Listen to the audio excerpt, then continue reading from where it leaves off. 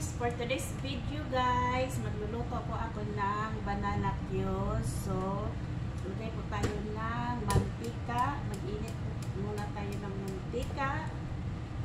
Ayan. Damihan natin ng mantika kasi para lulubog yung banana. So, while magpainit tayo ng mantika, magbalat ng ating saging. So, ayan. Ano to guys? 4.20 guys. Dito sa Hong Kong. $20. So, ayan. So, habang nagpainit tayo ng mantika, ay babalatan natin ang ating saging. So, nakakamiss kasi ang banana cue guys. So, ayan. Kung gusto natin kumain, ay talagang bibili tayo kahit na mahal. So, kaya pag uwi natin sa Pilipinas, ayan, tiradahan na natin ng ano guys, lalo na yung sa bukid na may mga tanim. Naku, kasarap. Hindi na kailangan bumili. Ayan. So, kahapon green pa to siya guys. Tapos ngayon is, ayan, nag-yellow na siya.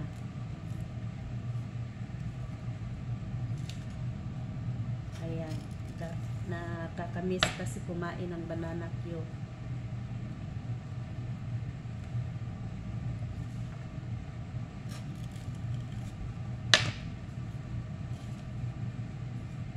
So, ito ay aking breakfast at saka tanghalian kasi hindi pa ako nag-tanghalian guys. So, ito ngayon ang aking breakfast at saka tanghalian.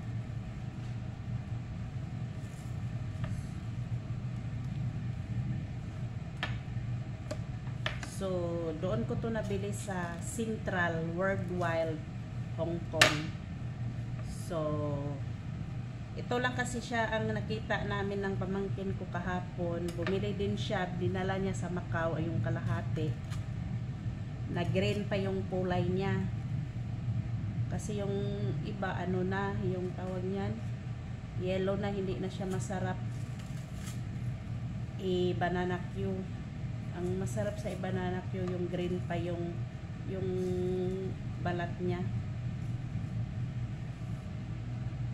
Saka kunting yellow yung ano niya, yung kanyang balat. Ang favorite namin na banana cue.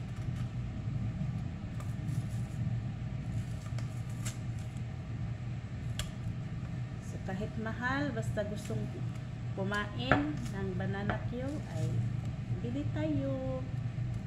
So ayan, tapos na natin guys so ngayon i-prito na natin siya na buo. So ayan guys, pwede na siguro natin siya ilunod or ilagay. Tingnan natin, ayan, parang pumupulo-pulo na siya. So ingat lang tayo sa mantika guys kasi tumatalsik. Ayan, naalala ko to noong high school ako guys. Ganito makarami ang mantika. Kailangan marami ang mantika kasi ilulubog yung buong saging.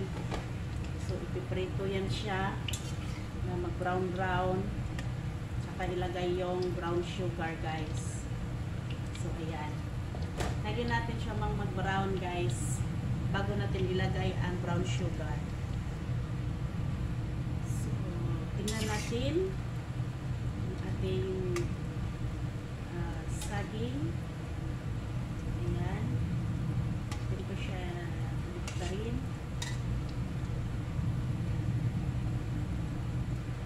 So, nag-brown-brown na siya guys. So, lagay natin ang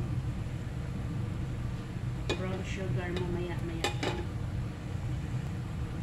So, yung ngayon guys, ilalagay na natin ang brown sugar para hindi siya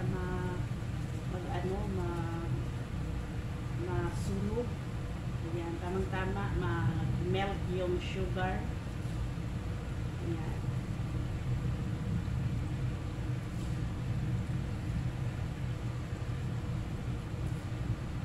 Damihan natin yung konti. Para hindi masunog yung ating banana. So, ilagay na natin ang sugar para tamang-tama mag-melt na siya. Ating halo-haloin guys para hindi siya na aray, sakit ng mantika. Tumatalsik guys, kaya ingat-ingat tayo mag-halo-halo ng ating banana cube. So, ayan, hintayin natin hanggang sa mag-melt yung sugar. Yan yung sugar guys. Hintayin natin yung mag-melt. Ang tama, magluto na yung ating saging.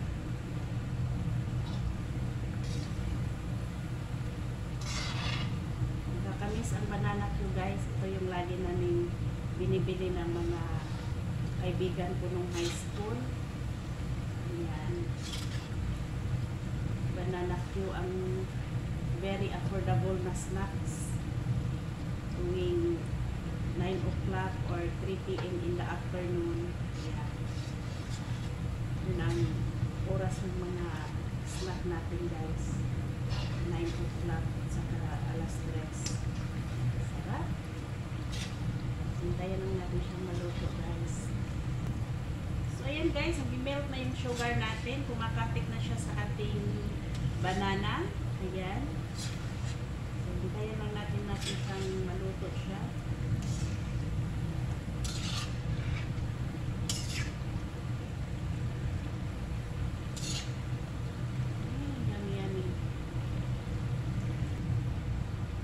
Guys, malapit na natin siya haluin guys.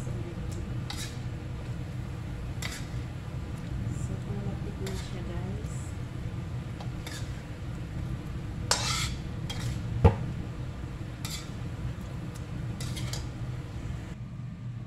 So, yan na ang ating banana cue guys. So, atin yan siya tuhugin.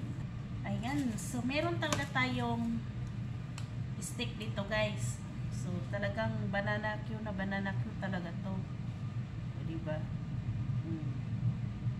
Ayan. Kung doon sa binibili natin, 1.5 dito ay tag-2. Pa. Ba?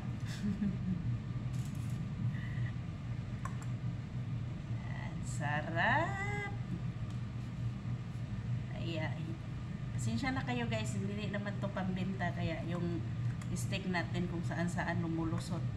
Ayan. So, diba? Tak. Sarap. Solved na ang ating banana cube crabbing guys. Yes. Diba?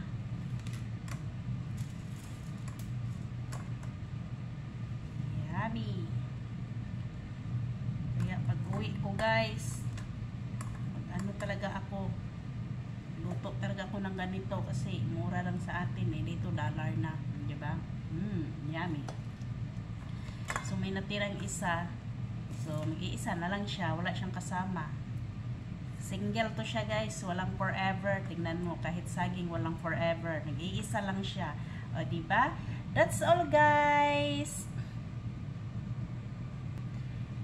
Thank you for watching. Ayan, kainan na ng ating banana cue. Thank you.